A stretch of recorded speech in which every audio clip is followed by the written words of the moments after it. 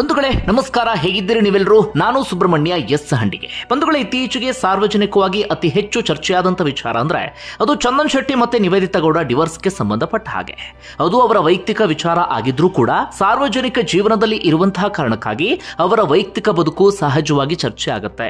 ಅವರನ್ನ ಫಾಲೋ ಮಾಡುವಂತವರ ಸಂಖ್ಯೆ ಬಹಳ ದೊಡ್ಡ ಮಟ್ಟಿಗೆ ಇರುವಂತಹ ಕಾರಣಕ್ಕಾಗಿ ಸಹಜವಾಗಿ ಅವರ ಬದುಕಿಗೆ ಸಂಬಂಧಪಟ್ಟ ಹಾಗೆ ಜನರಿಗೆ ಕುತೂಹಲ ಇದ್ದೇ ಇರುತ್ತೆ. ಅದರಲ್ಲೂ ಕೂಡ ಬಹಳ ಕ್ಯೂಟ್ ಆಗಿ ಕಾಣಿಸ್ಕೊಳ್ತಿದ್ದಂತಹ ಜೋಡಿ, ಎಲ್ಲರೂ ಇದ್ರೆ ಹೀಗಿರಬೇಕು ಅಂತ ಮಾತಾಡ್ಕೊಳ್ತಿದ್ದಂತಹ ಜೋಡಿ, ಅವ್ರ ನಡುವೆ ಡಿವೋರ್ಸ್ ಆದಂತಹ ಸಂದರ್ಭದಲ್ಲಿ ಸಹಜವಾಗಿ ಜನರಿಗೆ ಕುತೂಹಲ ಆಗೇ ಆಗತ್ತೆ. ಯಾವ ಕಾರಣಕ್ಕಾಗಿ ಡಿವೋರ್ಸ್ ಆಯ್ತಪ್ಪ, ಅವ್ರ ನಡುವೆ ಅಂಥದ್ದು ಏನಾಗಬಿಡ್ತು, ಎಲ್ಲರ ಕಥೆಯು ಹೀಗೆ ಆಗಿ ಹೋಗ್ಬಿಟ್ರೆ ಸಂಬಂಧಗಳ ಬೆಲೆ ಎಲ್ಲಿಗೆ ಬಂದು ಬಿಡುತ್ತೆ, ಈ ರೀತಿಯಾಗಿ ಒಂದಷ್ಟು ಚರ್ಚೆ ಆಗ್ತಾ ಇದೆ. ಅದಕ್ಕೂ ಮಿಗಿಲಾಗಿ ಇವರಿಬ್ಬರ ವಿಚ್ಛೇದನ ಪ್ರಕರಣದಲ್ಲಿ ಅತಿ ಹೆಚ್ಚು ಗಮನ ಸೆಳೆದಂತ ಸಂಗತಿ ಅಂದ್ರೆ ಇವರಿಬ್ಬರಿಗೆ ಕೇವಲ ಒಂದೇ ಒಂದು ದಿನಕ್ಕೆ ವಿಚ್ಛೇದನ ಸಿಕ್ಕಿದೆ ಅಥವಾ ಡಿವೋರ್ಸ್ ಮಂಜೂರಾಗಿದೆ ಕೋರ್ಟ್ನಿಂದ. ಒಂದಷ್ಟು ಮಂದಿ 15 ವರ್ಷಗಳವರೆಗೆ ಡಿವೋರ್ಸ್ಗೋಸ್ಕರ ಬಡಿದಾಡಿದ್ದನ್ನ ನಾವು ನೋಡಿದ್ದೇವೆ. ಒಂದಷ್ಟು ಮಂದಿಯ ಪ್ರಕರಣ ಸುಪ್ರೀಂ ಕೋರ್ಟ್ ವರೆಗೆ ಹೋಗಿದ್ದನ್ನ ನೋಡಿದ್ದೇವೆ. ಕನಿಷ್ಠ ಡಿವೋರ್ಸ್ಗೋಸ್ಕರ 6 ತಿಂಗಳು ವೆಯ್ಟ್ ಮಾಡಬೇಕು ಅನ್ನೋದು ನಮ್ಮೆಲ್ಲರಿಗೂ ಕೂಡ ಗೊತ್ತಿರುವಂತಹ ಸಂಗತಿ. ಆದರೆ ಕೇವಲ ಒಂದೇ ಒಂದು ದಿನಕ್ಕೆ ಡಿವೋರ್ಸ್ ಮಂಜೂರಾಗಿದ್ದು ಹೇಗೆ, ತುಂಬಾ ಜನರಿಗೆ ಇರುವಂತಹ ಪ್ರಶ್ನೆ.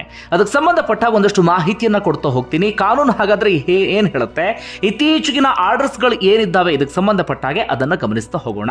ಬಂಧುಗಳೇ, ಇವರಿಬ್ರು ಕೂಡ ಡಿವೋರ್ಸ್ಗೆ ಅರ್ಜಿ ಸಲ್ಲಿಸಿದ್ದು 13B ಪಿಟಿಷನ್ ಅಡಿಯಲ್ಲಿ. ಇದು ಏನ್ ಹೇಳುತ್ತೆ ಅಂದ್ರೆ, ಗಂಡ ಹೆಂಡತಿ ಇಬ್ಬರೂ ಕೂಡ 1 ವರ್ಷದಿಂದ ಗಂಡ ಹೆಂಡತಿಯ ರೀತಿಯಲ್ಲಿ ಜೀವನ ಮಾಡಿರಬಾರ್ದು. 1 ವರ್ಷದ ಹಿಂದೆಯೇ ಇವರಿಬ್ಬರು ಕೂಡ ಸಪರೇಟ್ ಆಗಿರಬೇಕು. ಇನ್ನು ಮುಂದೆ ಇವರಿಬ್ಬರ ನಡುವೆ ಯಾವುದೇ ಕಾರಣಕ್ಕೂ ಸಂಬಂಧ ಸರಿ ಆಗೋದಿಲ್ಲ ಅಥವಾ ಗಂಡ ಹೆಂಡತಿ ಅನ್ನುವಂಥ ಬಾಂಧವ್ಯ ಮುಂದುವರಿಯೋದಿಲ್ಲ ಅಥವಾ ಈ ಮದುವೆ ಸರಿಯಾಗುವ ಹಂತಕ್ಕೆ ಹೋಗೋದಿಲ್ಲ ಅನ್ನುವ ರೀತಿಯಲ್ಲಿ ಆಗಿಬಿಟ್ರೆ ತಕ್ಷಣಕ್ಕೆ ಡಿವೋರ್ಸ್ ಸಿಗತ್ತೆ. ಇಲ್ಲೂ ಕೂಡ ಆಗಿದ್ದು ಅದೇ. ಹೆಚ್ಚು ಕಡಿಮೆ 1 ವರ್ಷದಿಂದ ಚಂದನ್ ಶೆಟ್ಟಿ ಹಾಗೆ ನಿವೇದಿತಾ ಗೌಡ ಸಾರ್ವಜನಿಕವಾಗಿ ಗಂಡ ಹೆಂಡತಿಯ ರೀತಿಯಲ್ಲಿ ಕಾಣಿಸ್ಕೊಂಡ್ರು ಕೂಡ, ಸಾರ್ವಜನಿಕವಾಗಿ ಕೈ ಹಿಡಿದು ಓಡಾಡಿದ್ರು ಕೂಡ ಅವರಿಬ್ಬರ ನಡುವೆ ಗಂಡ ಹೆಂಡತಿ ಯಾವ ರೀತಿಯಾಗಿ ಬದುಕನ್ನ ಸಾಗಿಸ್ತಾರೆ ಆ ರೀತಿಯಾಗಿ ಯಾವುದೇ ಸಂಬಂಧ ಇರಲಿಲ್ಲ, ಯಾವುದೇ ಬಾಂಧವ್ಯವೂ ಕೂಡ ಇರಲಿಲ್ಲ. ಹೀಗಾಗಿ ಹೆಚ್ಚು ಕಡಿಮೆ 6 ತಿಂಗಳ ಹಿಂದೆ ಚಂದನ್ ಶೆಟ್ಟಿ ತನ್ನ ಲಾಯರನ್ನ ಭೇಟಿಯಾಗ್ತಾರೆ. ಭೇಟಿಯಾಗಿ ಇದಕ್ಕೆ ಸಂಬಂಧಪಟ್ಟ ಹಾಗೆ ಪ್ರೋಸೆಸ್ ಎಲ್ಲವನ್ನು ಕೂಡ ಆರಂಭಿಸ್ತಾರೆ. ಅದಾದ ಬಳಿಕ 6ನೇ ತಾರೀಕು ಚಂದನ್ ಶೆಟ್ಟಿ ಹಾಗೆ ನಿವೇದಿತಾ ಗೌಡ ಪರವಾಗಿ ವಕೀಲರು ಕೋರ್ಟ್ಗೆ ಅರ್ಜಿಯನ್ನು ಸಲ್ಲಿಸ್ತಾರೆ. ಹಾಗೆ ಮತ್ತೊಂದು ಪ್ರಮುಖವಾದಂಥ ವಿಚಾರ ಅಂದ್ರೆ, ತುಂಬಾ ಡಿವೋರ್ಸ್ ಕೇಸ್ಗಳಲ್ಲಿ ಏನಾಗ್ಬಿಡುತ್ತೆ, ಗಂಡ ಡಿವೋರ್ಸ್ಗೆ ಅರ್ಜಿ ಸಲ್ಲಿಸಿ ಹೆಂಡತಿಗೆ ನೋಟಿಸ್ ಅನ್ನ ಸರ್ವ್ ಮಾಡ್ತಾರೆ ಅಥವಾ ಹೆಂಡತಿ ಡಿವೋರ್ಸ್ಗೆ ಅರ್ಜಿಯನ್ನು ಸಲ್ಲಿಸಿ ಗಂಡನಿಗೆ ನೋಟಿಸ್ ಅನ್ನ ಸರ್ವ್ ಮಾಡ್ತಾರೆ. ಆದ್ರೆ ಇಲ್ಲಿ ಹಾಗಾಗಿಲ್ಲ, ಮ್ಯೂಚುವಲ್ ಕನ್ಸೆಂಟ್ ಅಂದ್ರೆ ಇಬ್ಬರು ಕೂಡ ಪರಸ್ಪರ ಒಪ್ಪಿಗೆಯ ಮೇರೆಗೆ ಡಿವೋರ್ಸ್ಗೆ ಅರ್ಜಿಯನ್ನ ಸಲ್ಲಿಸ್ತಾರೆ. ಅದು ಕೂಡ 6ನೇ ತಾರೀಕು. 7ನೇ ತಾರೀಕು ಕೋರ್ಟ್ನಲ್ಲಿ ಹಿಯರಿಂಗ್ ಇರುತ್ತೆ ಅಥವಾ 7ನೇ ತಾರೀಕು ದಿನಾಂಕವನ್ನ ನಿಗದಿ ಮಾಡಲಾಗುತ್ತೆ. ಸಾಧಾರಣವಾಗಿ ಬೇರೆ ಕೇಸ್ಗಳಲ್ಲಿ ಏನಾಗುತ್ತೆ ಅಂದ್ರೆ, ಈ ರೀತಿಯಾಗಿ ಡಿವೋರ್ಸ್ಗೆ ಅರ್ಜಿ ಸಲ್ಲಿಸಿದ ಬಳಿಕ ತಕ್ಷಣಕ್ಕೆ ಡೇಟ್ ಸಿಗೋದಿಲ್ಲ, ಒಂದಷ್ಟು ದಿನಗಳ ಆದ ಬಳಿಕ ಡೇಟ್ ಸಿಗುತ್ತೆ. ಆದ್ರೆ ಇವರಿಬ್ರು ಕೂಡ 13B ಪಿಟಿಷನ್ ಅಡಿಯಲ್ಲಿ ಅರ್ಜಿ ಸಲ್ಲಿಸಿದಂತಹ ಕಾರಣಕ್ಕಾಗಿ ಇವರಿಗೆ ಕೋರ್ಟ್ನಲ್ಲಿ ಹಿಯರಿಂಗು ಕೂಡ ತಕ್ಷಣವೇ ಡೇಟ್ ಸಿಗುತ್ತೆ. 7ನೇ ತಾರೀಕು ಅರ್ಜಿ ಸಲ್ಲಿಸಿದ 6ಕ್ಕೆ 7ನೇ ತಾರೀಕು ಡೇಟ್ ಸಿಗುತ್ತೆ. ಅದಕ್ಕೂ ಮುಂಚೆ ಇವರು ಕೋರ್ಟ್ಗೆ ಅಲ್ದಾಡಿರಲಿಲ್ಲ, ಕೋರ್ಟ್ಗೆ ಬಂದು ಹೋಗಿರಲಿಲ್ಲ, ಏನೂ ಕೂಡ ಆಗಿರಲಿಲ್ಲ.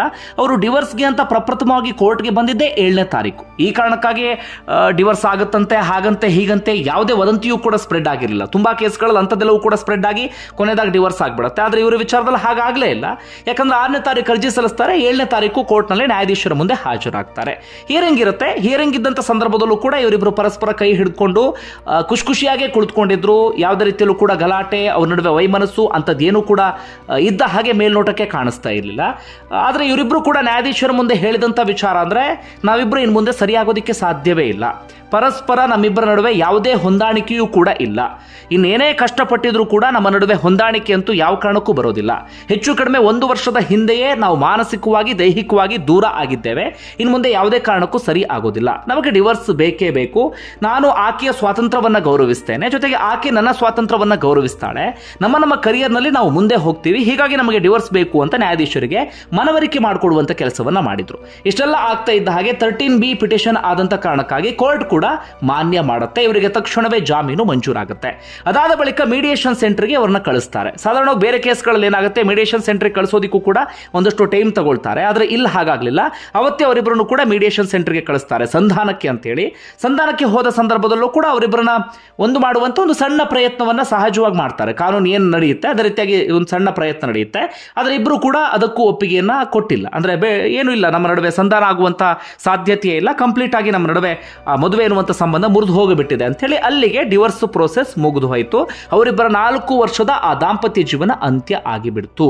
ಅಂದರೆ 13B ಪಿಟಿಷನ್ ಅಡಿಯಲ್ಲಿ ಈ ರೀತಿಯಾಗಿ ಆಗಿಬಿಡುತ್ತೆ. 13B ಪಿಟಿಷನ್ ಹೇಳೋದಿಷ್ಟೇ, 1 ವರ್ಷದಿಂದ ಗಂಡ ಹೆಂಡತಿಯ ರೀತಿಯಲ್ಲಿ ಜೀವನ ಮಾಡಿರಬಾರ್ದು, ಜೀವನ ಮಾಡಿಲ್ಲ ಅನ್ನೋದಕ್ಕೆ ಸಂಬಂಧಪಟ್ಟ ಹಾಗೆ ಕೋರ್ಟ್ ಎದುರುಗಡೆ ಪ್ರೂವ್ ಮಾಡಬೇಕಾಗತ್ತೆ. ಹೌದು, 1 ವರ್ಷದಿಂದ ನಮ್ಮ ನಡುವೆ ಯಾವುದೇ ರೀತಿಯಲ್ಲೂ ಕೂಡ ಬಾಂಧವ್ಯ ಇಲ್ಲ, ಸಂಬಂಧ ಇಲ್ಲ ಎನ್ನುವ ರೀತಿಯಲ್ಲಿ, ಜೊತೆಗೆ ಮ್ಯೂಚುವಲ್ ಕನ್ಸೆಂಟ್, ಇಬ್ಬರು ಕೂಡ ಪರಸ್ಪರ ಒಪ್ಪಿ ಈ ರೀತಿಯಾಗಿ ವಿಚ್ಛೇದನಕ್ಕೆ ಅರ್ಜಿ ಸಲ್ಲಿಸಿದ್ದೇವೆ ಅಂತ ಹೇಳಿ ಆಗ ಕೇವಲ ಒಂದೇ ದಿನಕ್ಕೆ ಡಿವೋರ್ಸ್ ಸಿಗತ್ತೆ. ನಾನು ಈ ರೀತಿಯಾಗಿ ಹೇಳಿ ಇನ್ನೊಂದಷ್ಟು ಜನರಿಗೆ ನೀವು ಡಿವೋರ್ಸ್ ತಗೊಳ್ಳಿ ಅಂತ ಪ್ರೋತ್ಸಾಹವನ್ನು ಕೊಡ್ತಾ ಇಲ್ಲ. ಅದು ನಮ್ಮ ಕಾನೂನು ಏನು ಹೇಳುತ್ತೆ ಅನ್ನೋದು ನಾವು ತಿಳ್ಕೊಳ್ಬೇಕಾಗತ್ತೆ. ಆ ಕಾರಣಕ್ಕಾಗಿ ಈ ವಿಚಾರವನ್ನು ನಾನು ನಿಮ್ಮ ಮುಂದೆ ಇಡ್ತಾ ಇದ್ದೇನೆ. ಇಲ್ಲಾಗಿದ್ದು ಕೂಡ ಅಷ್ಟೇ, ಯಾಕಂದರೆ ತುಂಬ ಜನ ಸೋಷಿಯಲ್ ಮೀಡಿಯಾದಲ್ಲಿ ಪ್ರಶ್ನೆ ಮಾಡ್ತಾ ಇದ್ರು, ಅದು ಹೇಗೆ ಸ್ವಾಮಿ ಒಂದೇ ದಿನಕ್ಕೆ ಡಿವೋರ್ಸ್ ಸಿಗೋದಕ್ಕೆ ಸಾಧ್ಯ ಅಂತ. ಇಲ್ಲಿ ಕೂಡ ಆಗಿದ್ದು ಅದೇ. ಸಾಧಾರಣವಾಗಿ ಬೇರೆ ಕೇಸ್ಗಳಲ್ಲಿ ಏನಾಗುತ್ತೆ, 6 ತಿಂಗಳು ಅವರಿಗೆ ಟೈಮ್ ಕೊಡ್ತಾರೆ. ನಿಮ್ಮ ನಡುವೆ ಸಂಬಂಧ ಸರಿ ಹೋಗಬಹುದು, ಅಥವಾ ಇಬ್ಬರು ಪರಸ್ಪರ ಸಂಧಾನ ಮಾಡ್ಕೊಳ್ಳಿ, ಅಥವಾ 6 ತಿಂಗಳಲ್ಲಿ ಪರಸ್ಪರ ಅರ್ಥ ಮಾಡ್ಕೊಳ್ಳಿ, ನನಗೆ ಆಕೆ ಬೇಕು, ಆಕೆಗೆ ಈತ ಬೇಕು ಅಂತ ಅನಿಸಬಹುದು. ಈ ರೀತಿಯಾಗಿ 6 ತಿಂಗಳು ಟೈಮ್ ಕೊಡ್ತಾರೆ. ಇಲ್ಲಿ ಯಾವುದೇ ರೀತಿಯಲ್ಲೂ ಕೂಡ 6 ತಿಂಗಳು ಟೈಮ್ ಇಲ್ಲ. ಯಾಕಂದ್ರೆ ಹಿಂದೆ 1 ವರ್ಷದಿಂದಲೇ ಪರಸ್ಪರ ದೂರ ಇದ್ದಂತ ಕಾರಣಕ್ಕಾಗಿ 6 ತಿಂಗಳು ಟೈಮ್ ಅಂತದ್ದೇನು ಕೂಡ ಇಲ್ಲ. ಜೊತೆಗೆ ಮೀಡಿಯೇಷನ್ ಸೆಂಟರ್ ಅಲ್ಲಿ ಕೌನ್ಸಿಲಿಂಗ್ ಅಂತದೆಲ್ಲವೂ ಕೂಡ ನಡೀತು. ಆದರೆ ಯಾವುದೇ ರೀತಿಯಲ್ಲೂ ಕೂಡ ಪ್ರಯೋಜನ ಆಗದಂತ ಕಾರಣಕ್ಕಾಗಿ ಇಬ್ಬರಿಗೂ ಕೂಡ ಡಿವೋರ್ಸ್ ಸಿಕ್ಕಿದೆ. ಇನ್ನು ಜೀವನಾಂಶ ಕೊಡಬೇಕಾ ಚಂದನ್ ಶೆಟ್ಟಿ ನಿವೇದಿತಾ ಗೌಡಗೆ ತುಂಬಾ ಜನರಲ್ಲಿ ಇರುವಂತಹ ಪ್ರಶ್ನೆ. ಆದರೆ ಇತ್ತೀಚೆಗೆ ಕೋರ್ಟ್ ಅದಕ್ಕೆ ಸಂಬಂಧಪಟ್ಟ ಹಾಗೆಯೂ ಕೂಡ ಬಹಳ ಸ್ಪಷ್ಟವಾಗಿ ಹೇಳುತ್ತೆ, ಹೆಣ್ಮಕ್ಳು ತಕ್ಷಣಕ್ಕೆ ಜೀವನಾಂಶವನ್ನು ಕೇಳುವ ಹಾಗಿಲ್ಲ ಎನ್ನುವ ರೀತಿಯಲ್ಲಿ. ಇಲ್ಲೂ ಕೂಡ ಅಷ್ಟೇ, ಚಂದನ್ ಶೆಟ್ಟಿ ಬಳಿ ನಿವೇದಿತಾ ಗೌಡ ಒಂದೇ ₹1 ಜೀವನಾಂಶವನ್ನು ಕೂಡ ಪಡೆದುಕೊಳ್ತಾ ಇಲ್ಲ. ಜೀವನಾಂಶ ಬೇಕಾ ಎನ್ನುವಂತ ಲಾಯರ್ ಮಾತಿಗೆ ಅವರು ಕಂಪ್ಲೀಟ್ ಆಗಿ ತಿರಸ್ಕರಿಸಿದ್ರಂತೆ. ಇಲ್ಲ, ನಾನು ಸ್ವತಂತ್ರಳಾಗಿದ್ದೇನೆ, ಫೈನಾನ್ಷಿಯಲಿ ಇಂಡಿಪೆಂಡೆಂಟ್ ಆಗಿದ್ದೇನೆ, ನನಗೆ ಯಾವುದೇ ರೀತಿಯಲ್ಲೂ ಕೂಡ ಜೀವನಾಂಶದ ಅಗತ್ಯ ಇಲ್ಲ ಅಂತ ಹೇಳಿ.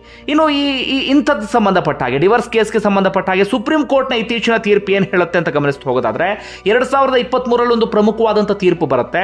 ಅಲ್ಲೂ ಕೂಡ ಸುಪ್ರೀಂ ಕೋರ್ಟ್ ಅದೇ ಹೇಳುತ್ತೆ, Hindu marriage act 13B petition ಪ್ರಕಾರ ಅರ್ಜಿಯನ್ನ ಸಲ್ಲಿಸಿದ್ರೆ ತಕ್ಷಣಕ್ಕೆ ಅವರಿಗೆ ಡಿವೋರ್ಸ್ ಅನ್ನ ಮಂಜೂರು ಮಾಡಿ ಅವ್ರನ್ನ ವೇಟ್ ಮಾಡಿಸೋದಿಕ್ಕೆ ಹೋಗಬೇಡಿ. ಅವರಿಬ್ಬರ ನಡುವೆ ಆ ಮದುವೆ ಸರಿ ಆಗೋದೇ ಇಲ್ಲ ಅಥವಾ ಸಂಬಂಧ ಸರಿ ಆಗೋದೇ ಇಲ್ಲ, ಕಂಪ್ಲೀಟ್ ಬ್ರೇಕ್ ಆಗಿದೆ ಅಂತ ಸಂದರ್ಭದಲ್ಲಿ ವೇಟ್ ಮಾಡಿಸೋದ್ರಲ್ಲಿ ಯಾವುದೇ ಅರ್ಥವೂ ಕೂಡ ಇರೋದಿಲ್ಲ. ಹೀಗಾಗಿ ತಕ್ಷಣವೇ ಅವರಿಗೆ ಡಿವೋರ್ಸ್ ಅನ್ನ ಮಂಜೂರು ಮಾಡಿ ಅಂತ ಸುಪ್ರೀಂ ಕೋರ್ಟ್ ಕೂಡ ಇತ್ತೀಚೆಗೆ ತೀರ್ಪನ್ನು ಕೊಟ್ಟಿದೆ. ಆ ಪ್ರಕಾರವಾಗಿ ಇವರಿಬ್ಬರಿಗೂ ಕೂಡ ತಕ್ಷಣಕ್ಕೆ ಇಲ್ಲಿ ಡಿವೋರ್ಸ್ ಸಿಕ್ಕಿದೆ ಅನ್ನೋದನ್ನ ನಾವು ಗಮನಿಸಬೇಕಾಗತ್ತೆ. ಇನ್ನು ಪರಸ್ಪರ ಅವರಿಬ್ರು ಕೂಡ ಒಂದು ಅಗ್ರಿಮೆಂಟ್ ಅನ್ನು ಕೂಡ ಮಾಡ್ಕೊಂಡು ಹೋಗಿದ್ರಂತೆ. ಅದ್ರಲ್ಲಿ ಬಹಳ ಚೆನ್ನಾಗಿ ಅವರಿಬ್ರು ಪ್ರಸ್ತಾಪ ಮಾಡಿದ್ರು, ನಮ್ಮಿಬ್ಬರ ನಡುವೆ ಹೊಂದಾಣಿಕೆ ಇಲ್ಲ, ಆದರೆ ಯಾವುದೇ ಗಲಾಟೆ ಇಲ್ಲ, ಯಾವುದೇ ವೈಮನಸ್ಸಿಲ್ಲ, ಇನ್ನೇನೋ ನಮ್ಮ ನಡುವೆ ಆಗಿಲ್ಲ, ನಾವಿಬ್ರು ಬಹಳ ಫ್ರೆಂಡ್ಸ್ ರೀತಿಯಲ್ಲಿ ಚೆನ್ನಾಗಿದ್ದೇವೆ, ಪರಸ್ಪರ ಜೀವನಾಂಶ ಕೊಡೋದು ಅಂಥದ್ದೇನು ಕೂಡ ಬೇಡ, ನಾವು ಇಂಡಿಪೆಂಡೆಂಟ್ ಆಗಿ ಜೀವನವನ್ನು ಸಾಗಿಸ್ತೀವಿ, ಆದರೆ ನಾವಿಬ್ರು ಇನ್ನು ಮುಂದೆ ಗಂಡ ಹೆಂಡತಿ ರೀತಿಯಲ್ಲಿ ಇರೋದಕ್ಕೆ ಮಾತ್ರ ಸಾಧ್ಯ ಇಲ್ಲ, ನಮಗೆ ಸ್ವತಂತ್ರವಾದಂಥ ಬದುಕು ಬೇಕು ಅಂತ ಅದರಲ್ಲಿ ಮೆನ್ಷನ್ ಮಾಡಿದ್ರು. ಆ ಪ್ರಕಾರವಾಗಿ ಇಬ್ಬರಿಗೂ ಕೂಡ ಡಿವೋರ್ಸ್ ಸಿಕ್ಕಿದೆ. ಹಾಗಾದ್ರೆ ಕಾರಣ ಏನೇನಾಯ್ತು ಅಂತ ಒಂದಷ್ಟು ಚರ್ಚೆ ಆಗ್ತಾ ಇದೆ. ಅವರಿಬ್ಬರ ನಡುವೆ ಮೊದಲಿಂದಲೂ ಕೂಡ ಏಜ್ ಗ್ಯಾಪ್ ಇತ್ತು, ಪರಸ್ಪರ ಅಭಿರುಚಿ ಬೇರೆ ಇತ್ತು. ಈ ಕಾರಣಕ್ಕಾಗಿ ಬಹಳ ದಿನಗಳಿಂದಲೇ ಹೊಂದಾಣಿಕೆ ಬರ್ತಾ ಇರಲಿಲ್ವಂತೆ. ಜೊತೆಗೆ ಕರಿಯರ್ನಲ್ಲಿ ಇಬ್ಬರು ಕೂಡ ಗ್ರೋತ್ ಆಗ್ತಿದ್ದಾರೆ, ಬಹಳ ದೊಡ್ಡ ಮಟ್ಟಕ್ಕೆ ಹೋಗ್ತಿದ್ದಾರೆ. ಹೀಗಾಗಿ ಅವರವರದ್ದೇ ಆದಂಥ ಹಾದಿಯನ್ನ ಹಿಡಿದು ಸಾಗುವಂತ ನಿರ್ಧಾರಕ್ಕೆ ಬಂದಿದ್ದಾರೆ. ಅದರಲ್ಲೂ ಕೂಡ ಅವರಿಬ್ಬರ ನಡುವೆ ಹೊಂದಾಣಿಕೆ ಇಲ್ಲ. ಅಂದ್ರೆ ಇವ್ರು ಮಾಡುವಂತ ಕೆಲಸಕ್ಕೆ ಅವ್ರ ಸಪೋರ್ಟ್ ಇಲ್ಲ, ಅವ್ರು ಮಾಡುವಂತ ಕೆಲಸಕ್ಕೆ ಇವ್ರ ಸಪೋರ್ಟ್ ಇಲ್ಲ ಎನ್ನುವಂತ ಹಂತಕ್ಕೆ ಇಬ್ರು ಕೂಡ ಬಂದ್ಬಿಟ್ಟಿದ್ದಾರೆ. ಆದ್ರೆ ಪರಸ್ಪರ ಕರಿಯರ್ ಅನ್ನ ಇಬ್ರು ಕೂಡ ಗೌರವಿಸ್ತಾರಂತೆ. ಈ ಕಾರಣಕ್ಕಾಗಿ ನಿನ್ನ ಕರಿಯರ್ನಲ್ಲಿ ನೀನು ಡೆವಲಪ್ ಆಗು, ನನ್ನ ಕರಿಯರ್ನಲ್ಲಿ ನಾನು ಡೆವಲಪ್ ಆಗ್ತೀನಿ ಅಂತ. ಜೊತೆ ಮಗು ವಿಚಾರಕ್ಕೆ ಸಂಬಂಧಪಟ್ಟ ಹಾಗೆ ಸಣ್ಣದಾಗಿ ಅವರಿಬ್ಬರ ನಡುವೆ ಸಮಸ್ಯೆ ಆಗಿದೆ ಅಂತೆ. ಚಂದನ್ ಶೆಟ್ಟಿ ಮಗು ಬೇಕು ಅಂದ್ರೆ ನಿವೇದಿತಾ ಗೌಡ ಮಗು ಬೇಡ ಅಂತಿದ್ದಾರಂತೆ. ಯಾಕಂದ್ರೆ ಅವರವರದ್ದೇ ಆದಂಥ ಚಾಯ್ಸಸ್ಗಳಿರುತ್ತೆ. ನಿವೇದಿತಾ ಗೌಡ ಏಜ್ ಇನ್ನೂ ಕೂಡ 22ರಿಂದ 23 ಆಸುಪಾಸು, ಚಂದನ್ ಶೆಟ್ಟಿ ಈಗಾಗಲೇ 33ರಿಂದ 34 ಆಸುಪಾಸು. ಆ ಏಜ್ಗೆ ಗ್ಯಾಪ್ ಕಾರಣಕ್ಕಾಗಿ ಮಗು ವಿಚಾರದಲ್ಲಿ ಬೇರೆ ಬೇರೆ ವಿಚಾರದಲ್ಲೂ ಕೂಡ ಅವರಿಬ್ಬರ ಅಭಿಪ್ರಾಯ ಭೇದ ಇರುತ್ತೆ. ಯಾಕಂದ್ರೆ ಮಗು ಆದಮೇಲೆ ಈ ರೀತಿಯಾಗಿ ಕರಿಯರ್ನಲ್ಲಿ ಗ್ರೋತ್ ಆಗೋದಿಕ್ಕೆ ಸಾಧ್ಯ ಆಗೋದಿಲ್ಲ, ಆ ರೀತಿಯಂತ ಒಂದಷ್ಟು ಅಭಿಪ್ರಾಯಗಳು ಕೂಡ ನಿವೇದಿತಾ ಗೌಡಗೆ ಇರಬಹುದು. ಕೇವಲ ಈ ಕರಿಯರ್ ಗ್ರೋತ್ ಜೊತೆಗೆ ಮಗು ಇಂಥ ಒಂದಷ್ಟು ವಿಚಾರಕ್ಕೆ ಸಂಬಂಧಪಟ್ಟ ಹಾಗೆ ಹೊಂದಾಣಿಕೆ ಬಂದಿಲ್ಲ ಅಂತ ಅವರ ಆಪ್ತರು ಹೇಳ್ತಾ ಇದ್ದಾರೆ. ಯಾಕಂದರೆ ಇತ್ತೀಚಿನ ದಿನಗಳಲ್ಲಿ ನಿವೇದಿತಾ ಗೌಡಗೆ ಸಾಕಷ್ಟು ಆಫರ್ಗಳು ಬರ್ತಾ ಇತ್ತಂತೆ, ಸಿನಿಮಾದಿಂದ ಹಿಡಿದು ಬೇರೆ ಬೇರೆ ಆಫರ್ಗಳು ಕೂಡ ಬರ್ತಿತ್ತಂತೆ. ಜೊತೆಗೆ ತೆಲುಗು, ತಮಿಳು ಈ ರೀತಿಯಾಗಿಯೂ ಕೂಡ ಒಂದಷ್ಟು ಅವಕಾಶಗಳು ಅವ್ರನ್ನ ಹುಡ್ಕೊಂಡು ಬರ್ತಾ ಇತ್ತು. ಈ ಕಾರಣಕ್ಕಾಗಿ ಇಂಥದ್ದೊಂದು ನಿರ್ಧಾರವನ್ನು ನಿವೇದಿತಾ ಗೌಡ ತೆಗೆದುಕೊಂಡಿದ್ದಾರೆ. ಅದರ ಹೊರತಾಗಿ ಬೇರೆ ರೀತಿಯಲ್ಲಿ ಸಮಸ್ಯೆ ಇರಲ್ಲ. ಆದರೆ 1 ವರ್ಷದ ಹಿಂದಿನಿಂದಲೇ ಇವರಿಬ್ಬರು ದೂರ ಆಗಿಬಿಟ್ಟಿದ್ರು. ಆದರೆ ಸಾರ್ವಜನಿಕವಾಗಿ ಒಟ್ಟಿಗೆ ಕಾಣಿಸ್ಕೊಳ್ತಾ ಇದ್ರು. ಕ್ಯಾಂಡಿ ಕ್ರಶ್ ಎನ್ನುವಂಥ ಸಿನಿಮಾದಲ್ಲಿ ಹೀರೋಯಿನ್ ಆಗಿ ಅಭಿನಯಿಸ್ತಾ ಇದ್ರು. ಇಬ್ರು ಕೂಡ ಒಟ್ಟೊಟ್ಟಿಗೆ ಶೂಟಿಂಗ್ನಲ್ಲಿ ಭಾಗಿಯಾಗ್ತಾ ಇದ್ರು. ಇತ್ತೀಚೆಗೆ ಮ್ಯಾರೇಜ್ ಆನಿವರ್ಸರಿಯನ್ನು ಶೂಟಿಂಗ್ ಸೆಟ್ನಲ್ಲಿ ಸೆಲೆಬ್ರೇಟ್ ಮಾಡ್ಕೊಂಡಿದ್ರು. ಕೋಟಿ ಎನ್ನುವಂಥ ಸಿನಿಮಾ ಪ್ರಮೋಷನ್ ಸಂದರ್ಭದಲ್ಲಿ ಒಟ್ಟಿಗೆ ಕೈ ಹಿಡಿದು ಬಂದಿದ್ರು. ಇವನ್ ಕೋರ್ಟ್ ಹಾಲ್ಗೂ ಕೂಡ ಕೈ ಹಿಡ್ಕೊಂಡೇ ಬಂದಿದ್ರು. ಅಂದ್ರೆ ಒಬ್ಬರ ನಡುವೆ ಫ್ರೆಂಡ್ಶಿಪ್ ಹಾಗೇ ಇದೆ. ಒಬ್ರನ್ನ ಕಂಡ್ರೆ ಒಬ್ರಿಗೆ ಆಗಲ್ಲ ಎನ್ನುವಂಥ ಮನಸ್ಥಿತಿ ಇಲ್ಲ. ಆದರೆ ಮದುವೆ ಬೇಡ, ಗಂಡ ಹೆಂಡತಿ ಎನ್ನುವಂಥ ಸಂಬಂಧ ಬೇಡ ಅಂತ. ಆದರೆ ಸಾರ್ವಜನಿಕವಾಗಿ ಚರ್ಚೆ ಆಗ್ತಿರುವಂಥ ವಿಚಾರ ಅಂದರೆ ಈ ರೀತಿಯಾಗಿ ಮಾದರಿಯಾಗಿದ್ದಂಥ ಒಂದಷ್ಟು ಜೋಡಿಗಳೇ ಅಥವಾ ಸೆಲೆಬ್ರಿಟೀಸ್ಗಳಂತ ಕರೆಸ್ಕೊಂಡವರೇ ಈ ರೀತಿಯಾಗಿ ಆಗಿಬಿಟ್ರೆ ಏನು ಕತೆ, ಎಲ್ಲಿಗೆ ಹೋಗ್ತಾ ಇದೆ ಸಮಾಜ? ಇಂಥದ್ದೊಂದು ಪ್ರಶ್ನೆ ಸಹಜವಾಗಿದ್ದೇ ಇದೆ. ಒಂದು ವೇಳೆ ನಿಮಗೆ